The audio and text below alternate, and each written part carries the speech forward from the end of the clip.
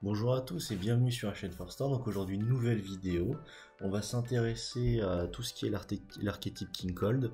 On va essayer d'analyser d'où est parti le deck il y a 2 semaines avec les premières DL qui sont sorties, où il en est maintenant, parce qu'entre deux il y a un joueur qui a gagné un Regio en Asie, il y a un gros joueur américain en termes de... qui a un joueur qui joue tout le temps vert qui a sorti une deuxième decklist de ce leader là, donc voir un petit peu, il a un peu update. Donc on va pouvoir analyser l'évolution du deck et voir aussi un peu discuter à la fin de comment le construire dans la deuxième phase. La première phase d'un deck, on le construit avec ses forces, donc on va jouer beaucoup de cartes qui sont fortes dans l'archétype x4.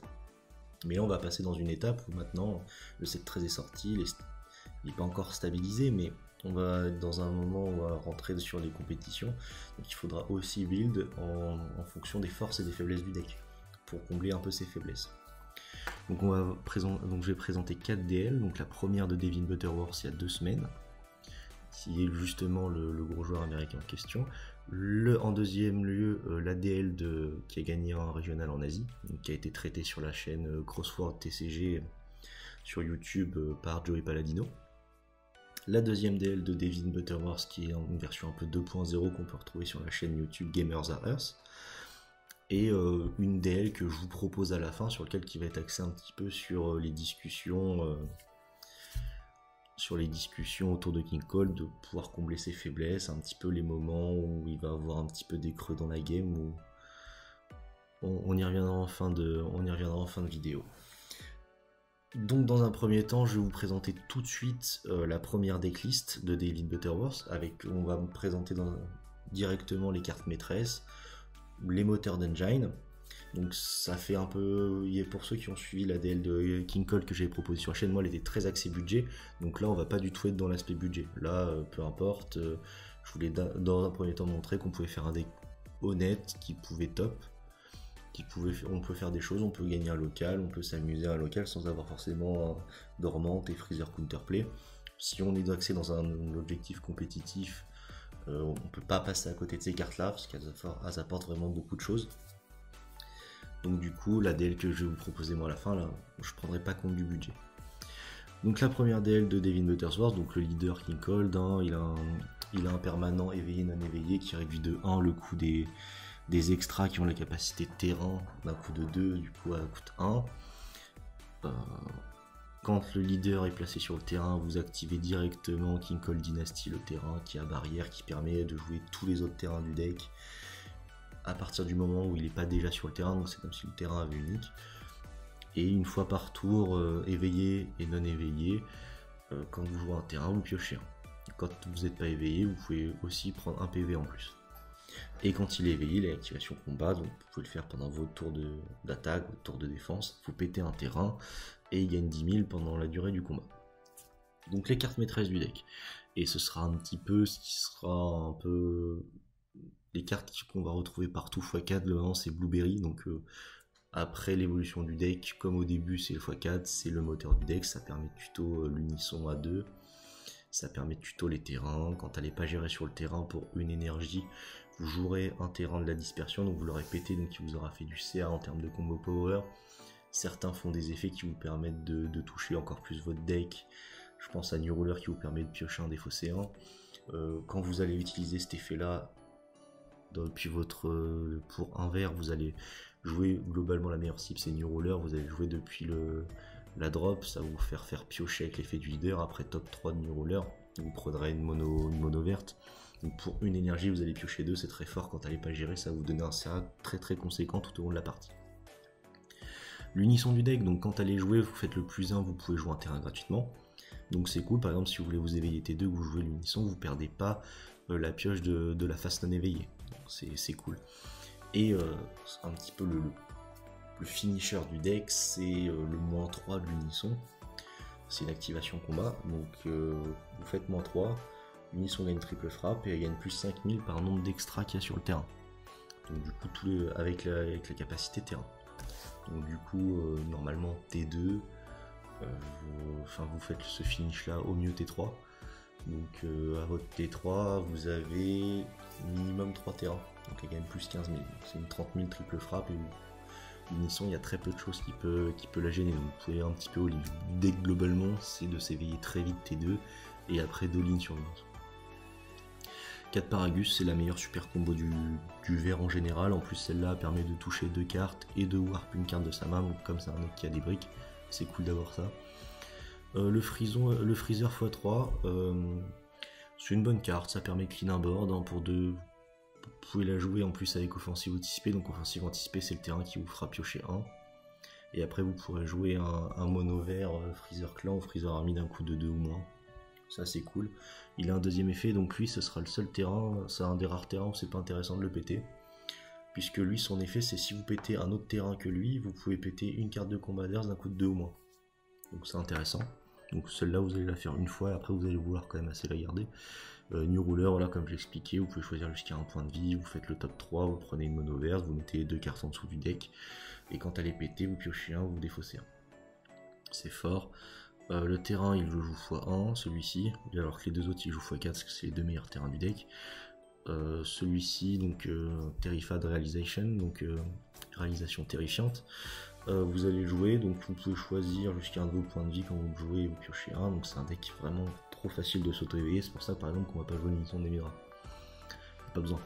Donc quand vous avez 4 terrains sur votre zone de combat, tous les Freezer clans pendant votre tour ils vont gagner plus 5000 de puissance, donc c'est assez intéressant. Normalement ce terrain là en fait vous posez une fois dans la partie, donc, du coup c'est pour ça qu'il le joue x1 dans sa première dé. Et le quatrième terrain en dehors de celui qui vient de base, qui est joué x1, c'est invasion inarrêtable, donc c'est pour 1 vous donnez plus 10 000 de puissance à votre leader et double frappe jusqu'à la fin du tour, et quand il est pété vous enlevez un marqueur à un unisson, c'est assez intéressant. Contre certains match-ups qui sont assez unisson centrés, vous allez pouvoir très facilement gérer unisson parce que vous allez donner double frappe à votre leader, vous allez taper, après vous allez péter le terrain d'activation combat et vous allez enlever 3 marqueurs d'un coup. Donc c'est assez cool.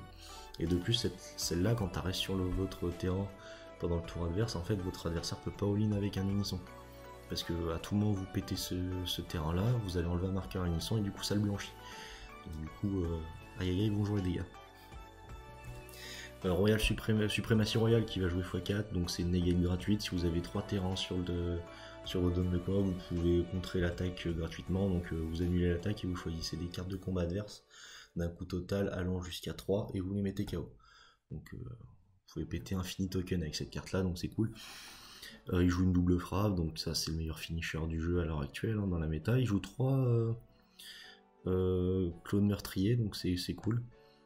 C'est le nouveau compte de l'EV01, donc vous prenez un PV, vous jouez un token. Donc globalement le play en fait il est que dans la version un peu agressive de King Kong, vous allez jouer l'unisson T2, vous allez vous éveiller, vous avez Blueberry sur le terrain dans l'idéal, donc pour 1 vous allez faire l'effet Blueberry après avoir pété un terrain pour en rejoindre un autre, ou pour 1 vous rejoignez un terrain depuis votre main si vous n'avez pas Blueberry.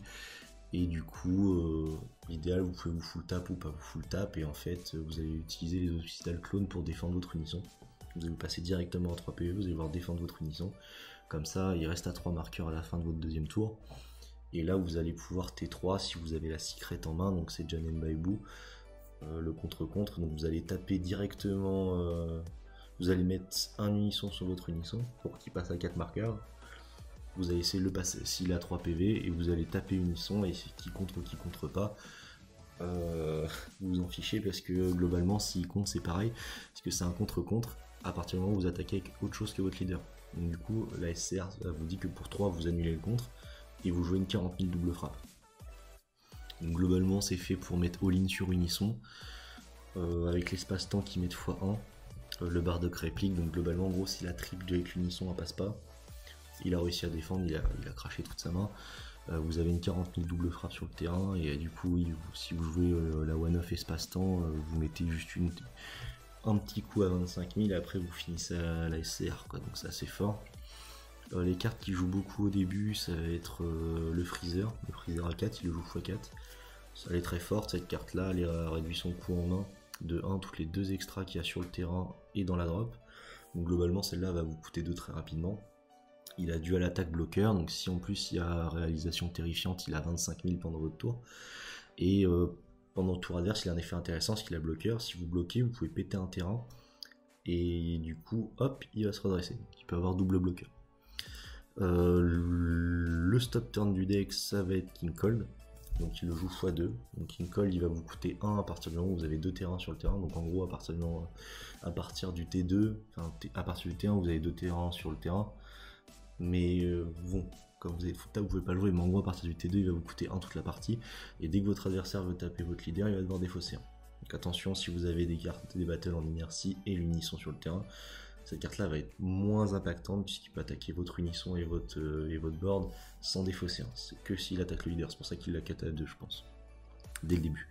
Donc il joue un peu un autre finisher du deck, ça va être le Golden Freezer à 5 qui va coûter 3 puisque toutes les deux cartes, c'est comme le Freezer à 4, toutes les deux cartes terrain, toutes les deux extras sur le terrain et dans votre drop, il va être réduit de 1, donc il va vous coûter 3, il a des flags, double frappe. Il peut gagner, il peut avoir quasiment réplique puisque quand vous pouvez choisir un terrain d'un coup de 2 sur votre zone de combat, vous pétez une carte en ignorant barrière et vous faites caméra de sel, vous choisissez une carte dans sa main, vous la défaussez. Donc du coup ça fait l'effet d'impact artificiel alors que c'est une 25 000 double frappe. C'est qu'une rare, ça aurait pu être une SR vu la puissance de la carte. Et cette carte c'est une très bonne carte, vous pouvez faire l'effet avant d'avoir tapé si vous avez peur de vous prendre certains counterplay comme la KSR dans le noir, qui vous empêchera d'utiliser l'effet. C'est un deck avec lequel vous allez facilement pouvoir gérer barrière. Le vert en général va devenir une couleur qui va très facilement gérer barrière. Et il joue 4 counterplay freezer parce que c'est trop fort, free value. Dans les autres cartes maîtresses à présenter, le couleur, il le jouait dès le début, il le jouait x2. Parce que du coup si vous avez joué counterplay freezer en premier, vous pouvez plus jouer couleur. C'est dommage, et en plus couleur il a un effet très puissant, mais il coûtera 1 parce que son coût est réduit de 1 par chaque extra sur votre terrain et dans votre drop. Donc, à partir du T2 il va vous coûter 1, mais c'est réduit que pendant le tour adverse et il coûte 4 pendant votre tour, donc vous pouvez pas empêcher l'arrivée de stop turn et quoi que ce soit pendant votre tour. Du coup percer ciblé c'est peut-être mieux. Donc, mais aussi c'est pour ça que elle est bien équilibrée que ce soit dans le tour adverse, parce que là où vous avez un compte de mise en jeu qui va jusqu'à 4 ou moins en termes de coûts, donc c'est une préemptive, vous allez jouer une carte de combat qui a 15 000, si vous avez réalisation terrifiante sur le terrain elle a 20 000 pendant votre tour, si vous avez 4 terrains, et en plus elle a un auto, si votre adversaire a 8 cartes ou plus dans la main il défausse 1. Donc c'est très fort, donc c'est bien que ça ait été équilibré comme ça. Donc là j'ai fait un peu le tour de toutes les cartes maîtresses, donc on peut le voir en termes de ratio, c'est assez honnête. Ça joue quand même pas mal de naked dans le deck, il y a 3 clones meurtriers, 4 Royal Supremacy, 2 stop turn, enfin 2 simili stop turn, parce qu'elle a beaucoup de failles quand même. Il joue 2 child, ça va vite disparaître dans sa prochaine decklist, parce qu'il jouait ça au début, s'il n'avait pas forcément peut-être accès à la promo qu'il va mettre. C'est pas une carte très très forte le child, hein, donc c'est pour ça qu'il la cut très vite, je vais même pas la présenter. Donc il joue dès le début les 2 terrains principaux en termes de puissance x4, c'est les 2 meilleurs moteurs du deck. Il joue la Blueberry x4, il joue le Paragus, donc le Paragus x2, parce que vous allez poser pour 1, vous allez, activation principale, vous allez péter un terrain, piocher 1, vous allez faire l'effet du terrain quand il est pété. C'est une bonne carte, il le joue pour cycler ses terrains, pour se donner de la place, qu'en fait si vous avez les 5 terrains, parce qu'à un moment si vous avez les 5 terrains, et ben en fait vous pouvez plus en jouer, et du coup si vous pouvez plus en jouer, vous faites plus de série, c'est assez problématique dans le deck. Donc on passe tout de suite sur, maintenant qu'on a fait la présentation sur un petit peu les bases du deck que nous a présenté Devin Butterworth, on va passer sur les decklists un peu plus compétitives, donc ça va être dans un premier temps celle qui a gagné le Regio, et dans un deuxième temps sa version update. Donc la decklist qui a gagné le Regio, donc contrairement à Devin, il ne joue pas à 56 cartes, dont 55 si on enlève le terrain, il joue à 53 cartes, donc il joue à 52. Pour moi c'est la meilleure formule, je joue à 52 également. Je sais que quand je jouais Dark Broly aussi je joue à 52, donc pour moi ces deux decks, Dark Broly et King Cole, c'est deux decks qui vont piocher très très vite et qui vont faire d'affiner le deck facilement. Dark Broly c'est parce qu'il va jouer des Dark Broly avec des boules et qui va faire l'effet du leader qui va défausser, et King Cole c'est parce qu'il va très vite tuto et il va avoir un New Roller qui quand il va être pété systématiquement va faire piocher un, défausser un, donc ça aide à meuler le deck. Donc sur ce Regio, il a gagné ce Regio avec 4 Lunisson x4, Blueberry x4, les deux meilleurs terrains x4, donc ça c'est une constante, King Cole le stop turn x2, également le Bardock espace-temps x1 en one-off, l'ASR il a utilisé Janemba Ebu On sent un peu un fil conducteur. Le Golden Freezer à 5 qui coûtera 3. Il le joue également x2, donc en termes de ratio, ça semble se stabiliser, ça semble être calé. Il joue le Paragus x4, il joue Suprématie Royale x3. Je trouve ça un peu léger, mais il a gagné un jeu avec, donc c'est-à-dire que ça DL marche. Hein. Il joue les 4 counterplay Freezer, il joue lui 3 couleurs. Donc c'est assez un pari un peu risqué de jouer 3 couleurs et 4 Freezer. Mais ça a l'air d'avoir payé. Il joue là, il joue pas les Child SR, mais il joue la promo x1, qui a un effet de mini Obuni pour 3. Vous la jouez, vous avez une 20 000. Il pose 2 tokens qui ont des 1000 de puissance. Mais son activation principale, c'est que vous pouvez choisir 2 tokens armés de Child et vous pouvez leur donner plus 5000 jusqu'à la fin du tour. Donc en gros, les tokens ils ont 15 000. C'est juste qu'en défense, ils ont 10 000. Et le deuxième effet, c'est Activate Name. Pour 2 énergies vertes, vous pouvez discard le Child et vous choisissez une carte de combat adverse avec un coût en énergie plus faible ou égal au nombre de cartes qu'il a dans la main en ignorant barrière et vous le mettez KO. Donc, ce qui est intéressant avec cette carte, c'est qu'elle est ambivalente entre le fait de mettre de la pression à l'adversaire et une tech carte qui va gérer des cartes qui ont barrière. Donc pour un slot dans le deck, vous avez une carte qui fait les deux. Donc c'est assez intéressant si vous êtes serré en slot. Réalisation terrifiante, il le joue x3, alors que Devin le jouait x1 par exemple. Donc c'est assez intéressant, je pense qu'il joue x3 parce qu'il aime bien. Au pire, s'il a pas ses deux meilleurs, s'il n'a pas de New Ruler en opener, qui est le meilleur opener du deck, je pense qu'il veut open avec réalisation terrifiante, parce qu'il veut absolument une carte qui fait draw au début, et pas forcément cracher directement sur une offensive anticipée, parce qu'offensive anticipée, on aime bien avoir assurément Blueberry en main au moment où on le fait. Donc l'idéal, c'est quand on s'éveille T2, c'est de faire unisson, offensive anticipée, on pose Blueberry, comme ça quand on s'éveille, on pète New Ruler avec l'activation combat du leader, et après hop, pour une énergie verte on récupère New Ruler. C'est en termes de CA et de gestion des ressources, c'est le plus optimal. Il joue 3 Freezer rares, qui va avoir de dual attaque et bloqueur.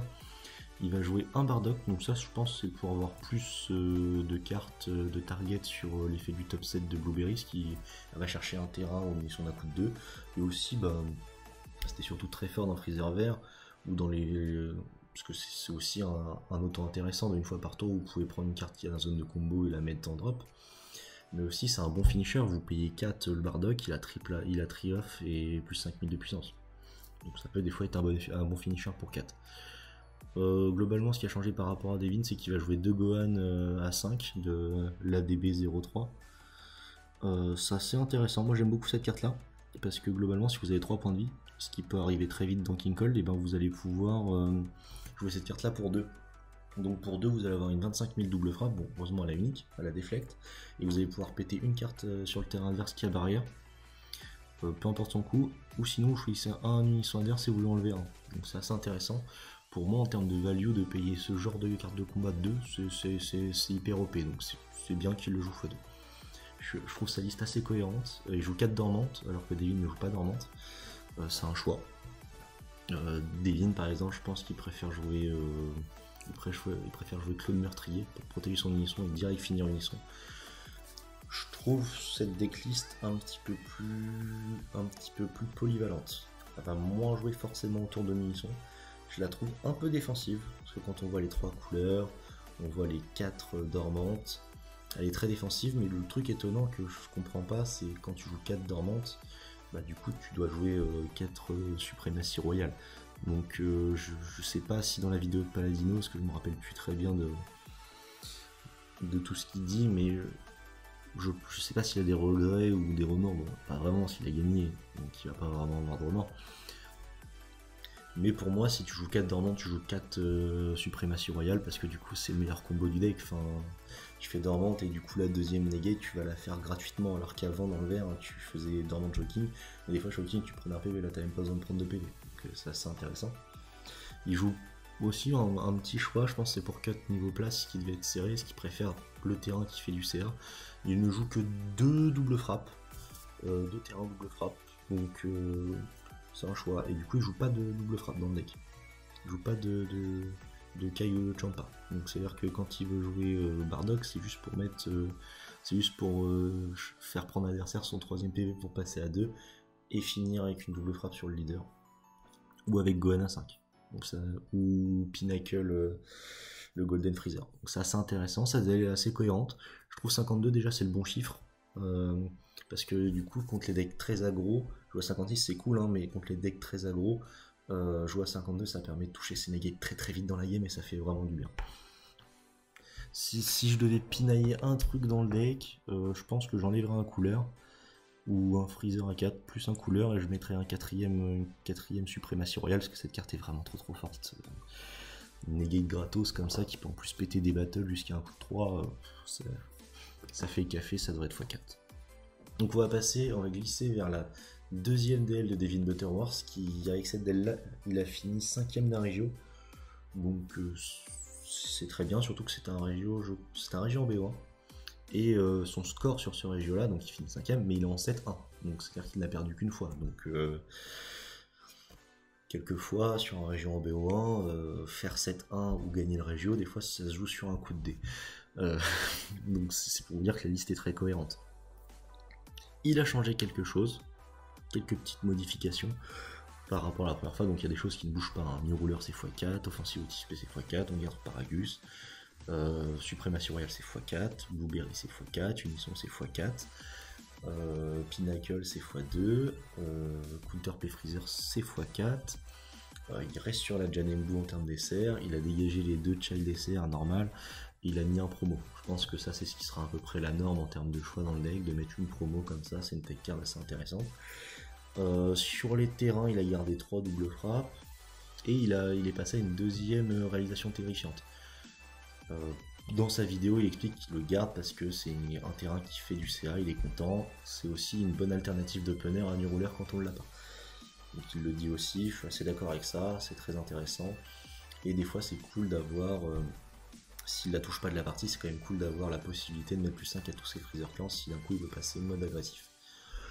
Il a cut le freezer drop 1 de 3 à 2, c'est cool, le rasboard est intéressant quand même, 2 pour 2 quand on le joue, on pète un terrain et il y a une 16 000 double frappe et il rase le board, mais c'est vraiment une tech card, je trouve que c'est un power play que globalement quasiment, très rarement on va pas beaucoup de fois on va pas le faire, donc il va être fait très rarement.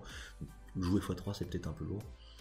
Il a ajouté une nouvelle, il est resté à 2 Paragus et il a ajouté une nouvelle carte qui globalement est la plus intrigante du deck, s'il est resté à 3 Clone Meurtrier aussi. Il a ajouté l'Android 18. Donc c'est une bonne carte. x2, c'est peut-être un peu lourd. Parce que globalement, je sais que sur les 4 Paragus, t'as souvent tendance à vouloir target les terrains que t'as en trop dans la main pour les mettre en warp. Et des terrains, du coup, là, il en joue 8-10, il en joue 13. Il joue 13 terrains, sachant qu'il faut en jouer un par tour. Globalement, sa meilleure target pour Android 18, c'est de défausser un clone meurtrier. Ou alors, éventuellement, sa percée ciblée qu'il a ajouté, parce qu'il l'a mise, parce que si tu prends stop turn, bah, c'est cool de percée ciblée. Et si tu prends aussi une carte qui est absolument infâme, qui je ne comprends pas pourquoi elle est sortie et qu'elle a été designée, c'est Dabra. Donc ils ont déjà que le vert n'est pas le deck pas la couleur la plus top tier, ils ont ajouté une carte que tu peux mettre dans tous les sides qui globalement dit nous on a envie de détruire la discard. C'est dommage parce que la première force du vert, et ce qui est le plus intéressant de vert, c'est la discard. Donc du coup peut-être il va falloir faire une transition dans le vert et passer de la discard générale, donc vous dites à votre adversaire défausse 1, défausse 2, à de la discard choisie. Donc du Kamehatsel, du Golden Freezer Pinnacle of the Clan, où c'est vous qui allez choisir la carte que vous défaussez. Parce qu'en fait, si votre adversaire choisit, il va défausser Dabra, il va péter 1, il va le rejouer. Donc vous êtes obligé de cracher une percée ciblée pour que du coup il est vraiment discard. c'est quand même un comble de. En fait, du coup, vous allez systématiquement utiliser une énergie et une carte de votre main pour dire à votre adversaire je discard et je valide ma discard. C'est un gros coup dans le vert quand même, c'est un gros coup derrière la nuque. Globalement, même si vous n'avez pas tout le temps joué des percées ciblées main, vous êtes dans un BO3, vous êtes forcément obligé de side-in des percées ciblées parce que vous devez forcément vous attendre à ce que votre adversaire mette des dabras. Donc c'est un peu l'évolution du deck vert. C'est assez dommage parce que ça prive le deck vert d'une de ses plus grandes forces. Et globalement, oui, pour revenir à cet Android 18, vous allez cibler des terrains. Je suis peut-être pas sûr que l'Android 18 x2 ce soit opti. Après, Android 18 est une très bonne carte parce que pour l'Android 18 plus l'extra que vous avez défaussé, vous défendez 15 000. Donc c'est quasiment comme si vous faisiez super combo. C'est un simili super combo, même si c'est moins fort qu'une super combo. Mais c'est une simili super combo et sur un all-in de votre adversaire pour défendre, c'est 15 000 en défense et c'est 10 000 en attaque par contre. Mais en défense, du coup, pour 2 cartes, vous défendez comme si vous défendez avec 3 cartes à 5k. C'est assez intéressant. Et pour finir, on va passer à ma decklist. Donc moi, ce que je propose comme decklist, donc bon, globalement, des 3 decklists que j'ai montré, je suis le moins bon joueur vert. Donc faut le noter quelque part, mais après c'est plus une decklist qui, je pense, est sujette à discussion. Déjà, moi j'ai pas la SR Janem Baibu, donc du coup je la joue pas, donc je vais pas être centré sur le fait de finir à l'unisson. Même si je trouve que finir à l'unisson en BO1 c'est ok. En BO1 il n'y a pas de problème, vous pouvez foncer, il ne peut quasiment rien arriver à l'unisson. BO3 non. BO3 non, parce que ça commence à sider un peu partout aux États-Unis déjà.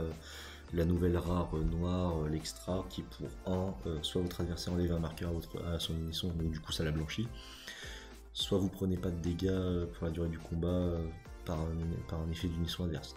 Donc du coup, ce qui fait que si votre adversaire a un open post-side, vous pouvez plus all-in avec l'unisson parce que sinon vous prenez comme si c'était un brainwash no more quoi. Et du coup vous pouvez remballer. Du coup je joue le ape parce que j'ai le ape en SR. Je le trouve très fort, il pète une carte en ignorant barrière si vous le retirez du jeu de vos zones de combo. Donc il coûte pour 1, vous pétez n'importe quelle carte sur le terrain. Donc c'est assez intéressant. Dans la méta, ça all-in pas trop sur des battles, surtout depuis Héroïne. Hein. Avant, tu pouvais all-in les yeux fermés avec des battles, sauf contre le vert, parce que du coup il y a ça. Donc du coup maintenant avec Héroïne, ça rend les gens flipper de partout, quoi. Parce qu'en plus avant, tu pouvais toujours dire que dans le vert, il pouvait jouer Xenocell ou il peut jouer d'autres cartes, donc t'étais pas sûr qu'il jouait. Et maintenant avec Héroïne, voilà, plus personne va le faire, donc ça a rendu un peu moins fort cette SCR, mais a fait quand même le taf. Et c'est bien d'avoir une ambivalence entre très défensive, donc pour 1 vous pouvez péter n'importe quel battle en arrière, et pour 5 énergies vertes, vous la jouez à la réplique triple frappe. Quoi. 40 000 répliques triple frappe, ça fait le taf. Très vite sur les cartes moteurs du deck, 4 offensives anticipées, 4 New Ruler, 4 Blueberry, 4 Paragus,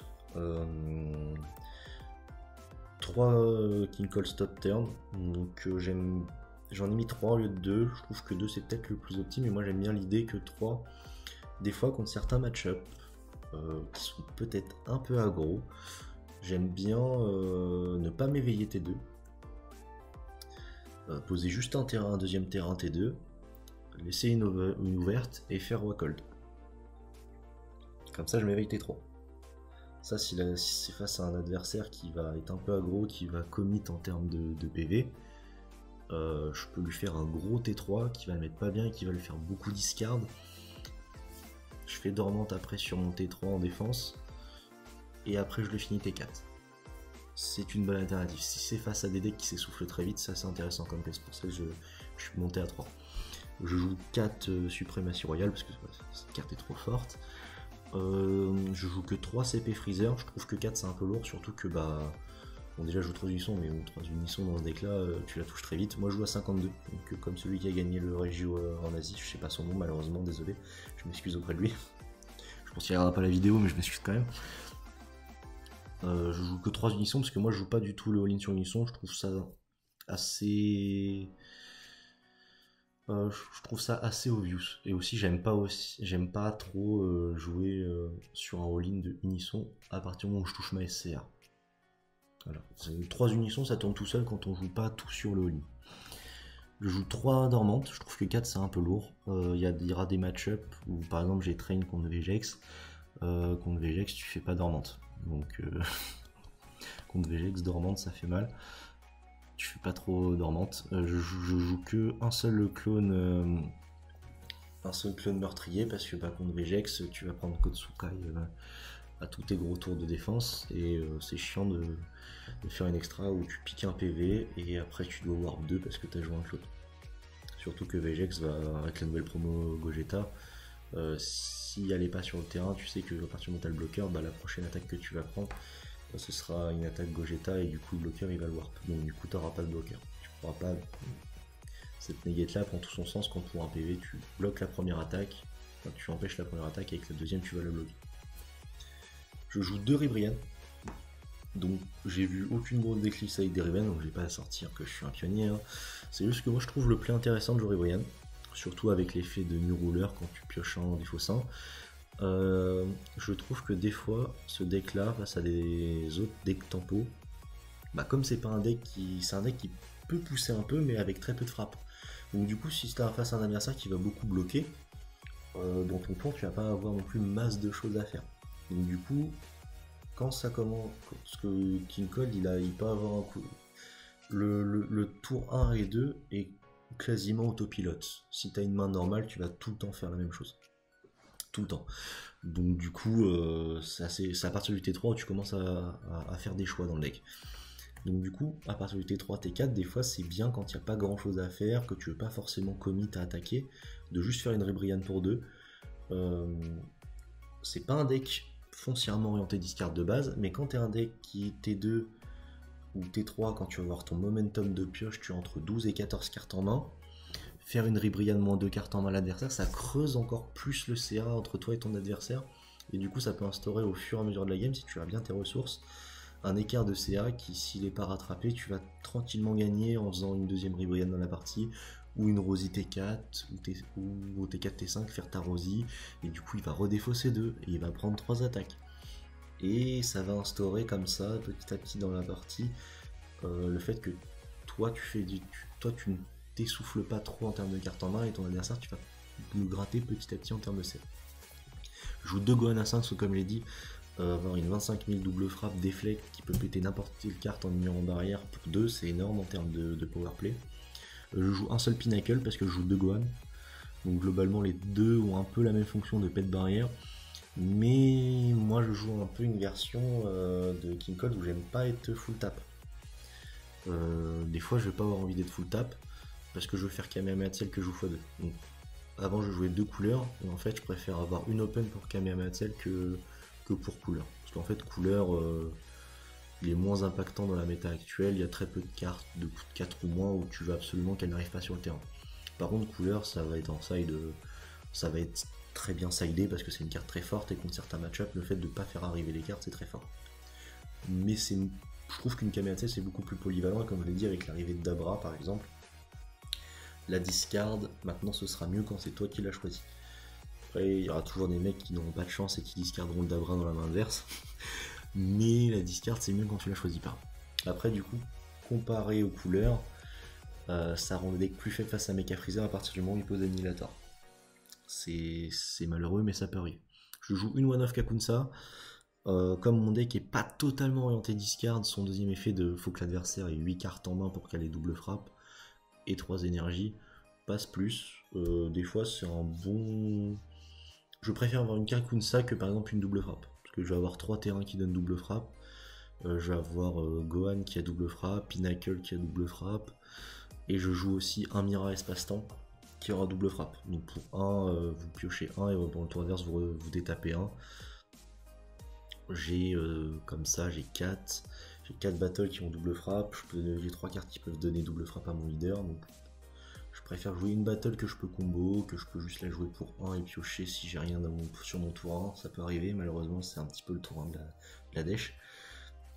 J'aime bien le powerplay pour 1 des fois face à des match-ups très aggro où tu te dis je suis à mon T3, je suis pas fait pour mais je dois le kill le mec en fait.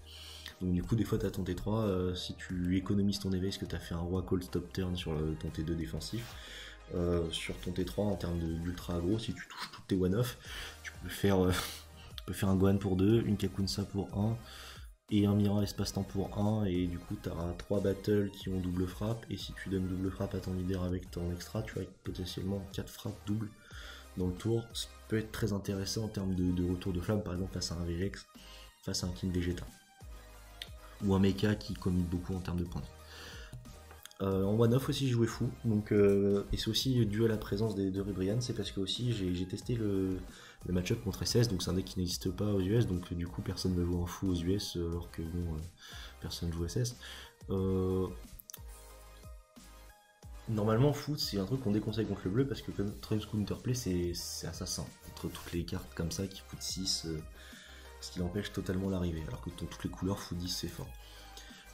Je trouve pas impactant la brique foot 10 parce que du coup, comme j'ai dit avec New Roller, tu vas plusieurs fois dans la partie piocher un défaut C1, donc au pire, tu le défausses si cette carte ne sert à rien. Mais King Cold est un deck qui, grâce à sa extra double frappe, qui quand elle est pétée, elle enlève un marqueur unisson, et en plus du coup le leader tape double frappe l'unisson, vous allez très facilement gérer les unissons adverses. Je dis pas que c'est cadeau, mais vous allez facilement réussir à les gérer. Par exemple, à part si c'est parasitique qui est dur à tuer, mais par exemple si vous posez une unisson Raditz bloqueur, bah vous tapez une unisson Raditz bloqueur, s'il contre pas, bah vous lui mettez 3 dégâts quand vous sur votre attaque double frappe et vous pétez le terrain directement. Donc, Foodies des fois peut voler une game, même contre SS. C'est assez intéressant. Et du coup, contre SS, des fois aussi, vous allez avoir plein d'énergie dans des tours très très lointains. Donc, vous allez faire vos blueberries pour créer du CA. Et en plus, en -2 sur un bon défausse 2 face à du SS, il touche pas trop ses gorilles. Ça fait toujours le taf en termes de CA parce que ça va être une garde de CA contre SS. Et vous allez jouer contre un deck qui, à chaque tour, il s'éveille d'étapes de pioche. Donc, c'est compliqué. Pour résumer ce deck là, vous avez un deck qui va faire beaucoup de CA, donc c'est vraiment le petit deck, c'est le CA. C'est vraiment ça qui va vous approcher de la victoire. Ces mauvais match-up, je trouve c'est l'ultra aggro. Il va y avoir du mal contre King Vegeta, surtout que King Vegeta c'est de l'aggro en plus crit. Il va avoir du mal contre Vegex. Du coup, autant contre King Vegeta, on peut plus facilement du coup faire du dormante. Mais autant contre Vegex, le dormante, Vegex il peut facilement tourner autour maintenant. Avec l'arrivée de la promo Gogeta, s'il a un board parfait, qu'il a des Miura et Gogeta sur le terrain, bah globalement, comme il n'a pas besoin de taper avec les leaders pour faire sa pioche de tour, il va facilement tourner autour de dormante, donc c'est dommage. Il y a Mecha, qui a un très mauvais match-up aussi, parce que Annihilator, quand il est sur le terrain, ça va être un enfer. C'est pour ça que c'est bien de là, avec les deux Gohan et le Pinnacle, vous avez 3 pets de barrière, parce que Annihilator, faut pas qu'il soit là sur le terrain longtemps. Et même comme moi je joue Ape, il y a un 4ème, mais bon, globalement je conseillerais quand même de jouer la SR Boo si vous l'avez. Mais moi j'aime bien, j'aime quand même globalement bien la polyvalence de ce Ape. Je l'aime beaucoup. J'aime bien le finisher Rosie aussi, en x1, des fois dans des situations, tu te dis tiens si je piochais Rosie c'est le meilleur finisher que je peux avoir dans le deck pour amenuire sa main. Je trouve que la force principale de King Kong, comme je l'ai dit, je vais répéter, c'est le CA. Donc du coup c'est pour ça que j'ai ajouté quelques petites tech cartes qui vont, comme Ribrian, comme Kamehatsel, qui vont grignoter un peu le CA de l'adversaire, parce que les cartes de CA je pense c'est la meilleure force du deck. Un autre match-up qui a du mal c'est SS, parce que du coup sur le mid-range et le late game, SS sera toujours plus fort. Je pense que c'est le meilleur deck en termes de late game SS. Il est indétrônable, donc du coup quand c'est comme ça, faut essayer de jouer Foot 10 et que Foot 10 passe. Pour le finir. Je pense avoir été assez exhaustif sur le leader. C'est une bonne grosse vidéo en termes de temps, en termes de contenu. Le deck est encore perfectible. Je pense que même mon avis est totalement perfectible aussi. Donc n'hésitez pas dans les commentaires si vous êtes avec des gros points de désaccord. La vidéo m'a été inspirée parce qu'on m'a envoyé un MP. Quelqu'un qui suit la chaîne m'a envoyé un MP pour me demander mon avis sur King Cold. Je me suis dit que ce serait bien de faire comme ça sur certains leaders qui sont un petit peu durs à build, de faire des vidéos d'archétypes comme ça, des gros points globalement sur un leader, comme ça on peut en discuter, voir quelles sont les cartes fortes, les cartes maîtresses auxquelles il ne faut pas toucher, certaines cartes qui sont lock en termes de ratio, par exemple je pense au terrain, 4 New Ruler, 4 offensives anticipées, 2 réalisations terrifiantes et 3 invasions inarrêtables et 4 suprématies royales. Je pense que ça c'est lock. Par exemple 4 Blueberry c'est lock, 4 super combo, le choix de la super compo Paradus c'est lock, le Gohan à 5 c'est une bonne alternative. Il y a des choses qui semblent un petit peu figées. Après ce qui est discutable c'est sur toutes les tech cards, par exemple le choix de mettre une ou deux Ribri, de mettre une Kakunsa, le choix des espaces-temps, 3 counterplay Freezer ou 4, Pinnacle, combien on en met si on joue aussi Gohan. C'est ça qui va être le plus intéressant. Donc j'espère que cette vidéo vous a plu, j'espère que ça vous a fait un petit peu peut-être changer d'avis si vous jouez King Cold différemment, ou ça vous a peut-être éclairci en termes de choix si vous aviez du mal à build King Cold. Je dis pas forcément que ma deathlist est meilleure, je la propose parce que c'est un axe assez différent. Parce que j'ai vu beaucoup de King Cold en fait qui avaient envie en 1 de clean des boards, en 2 de beaucoup protéger une Unisson pour faire le haut Unisson. Et j'ai pas vu de decklist qui se dit bah tiens, King Cold c'est un deck qui fait beaucoup de CA en début, pourquoi pas faire de ce deck une optique midrange où au début il fait du CA et midrange en fait il va jouer des cartes qui vont te faire un peu discard pour creuser ce CA jusqu'à la fin de la partie, tout en mettant un peu de pression. C'est l'optique que j'ai voulu avoir. Donc en tout cas je vous remercie d'avoir suivi cette vidéo, je vous dis bientôt sur la chaîne 4Star, à bientôt.